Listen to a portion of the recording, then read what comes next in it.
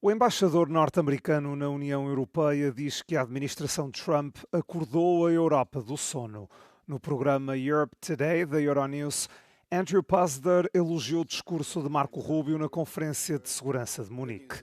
Considera que o apelo do chefe da diplomacia dos Estados Unidos para um maior alinhamento em ambos os lados do Atlântico é positivo para a NATO.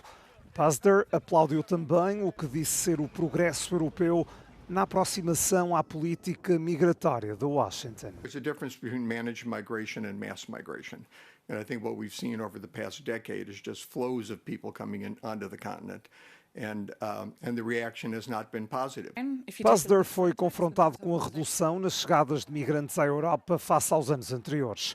Disse que as críticas de Rubio a esse nível tinham a ver com o impacto da migração em massa do passado e o desafio civilizacional que isso representa.